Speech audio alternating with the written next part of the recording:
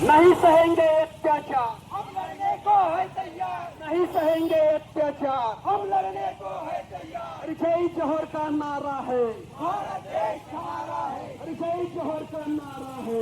भारत देश हमारा है, रतन के भिन्न पुकारा है, भारत देश हमारा है, रतन के भिन्न पुकारा है, भारत देश हमारा है, कम्युनिस्ट का बुलंद पुकारा है। भारत देश हमारा है, जय जोहर का नारा है। भारत देश हमारा है।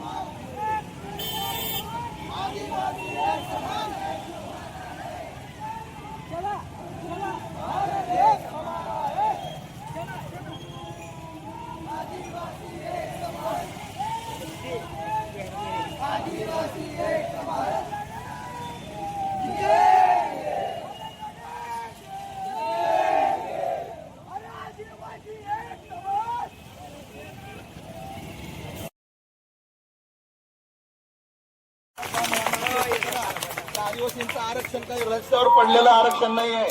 कोणी येईल आणि आरक्षण मागेल आणि त्यांना आरक्षण मिळून जाईल. एससी एसटीचं आरक्षण हे घटनात्मक आरक्षण आहे आणि त्या आरक्षणाची निर्मिती डॉक्टर बाबासाहेब आंबेडकरांनी आणि 395 समितीवर जे असलेले सदस्य होते यांच्या संविधानिक म्हणजे 2 वर्ष 18 महिने संविधान समितीवर तो कारभार चालला आणि प्रत्येक गोष्टीवर अनुरेणू अभ्यास करून आरक्षणाची तरतूद केली. आरक्षणाची तरतूद का केली तर हजारो वर्षापासून दलित आदिवासी आणि ओबीसी समाजाला गाव कुसाबाहेर हागणदारीच्या कडेला जगण्यासाठी मजबूर करणारी जी सामाजिक आणि राजकीय व्यवस्था आहे या व्यवस्थेमध्ये आम्हाला माणूस म्हणून जगण्याचा अधिकार दिला पाहिजे आणि म्हणून आमचं खरं प्रतिनिधित्व हे गेलं पाहिजे. शासन दरबारी म्हणजे लोकसभेमध्ये विधानसभेमध्ये पोहोचलं पाहिजे आणि यांचं प्रत्येक क्षेत्रामध्ये प्रतिनिधित्व असायला पाहिजे. म्हणून आम्हाला घटनात्मक आरक्षण दिलं आर्टिकल 242 नुसार आणि ते घटनात्मक आरक्षणामध्ये जर कोणाला समाविष्ट करायचं असेल अनुसूचित जमातीच्या यादीमध्ये तर राष्ट्रपतींना तो अधिकार दिलेला आहे, संसदेला तो अधिकार दिलेला आहे. तो अधिकार राज्य सरकारला नसून कोण्या आमदार आणि खासदाराला तो आरक्षण देण्याचा अधिकार नाहीये.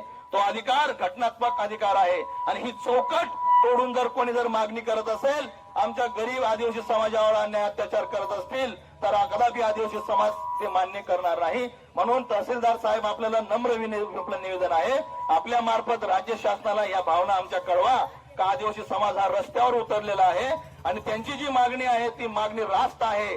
75 वर्षामध्ये आम्हाला दिलेला आरक्षणाचा लाभ आम्हाला आतापर्यंत मिळाला नाही. अजूनही आमची गरिबी आणि दारिद्र्य आमचं दूर झालं नाही आणि असं असताना आज जर कोणी आमच्या आदिवासींच्या आरक्षणावर जर डल्ला मारत असेल तर हे गैरसंविधानिक आहे, बेकायदेशीर आहे आणि आपण आम्हाला अस्वस्थ करावं का आपल्या आरक्षणाला धक्का लागणार नाही.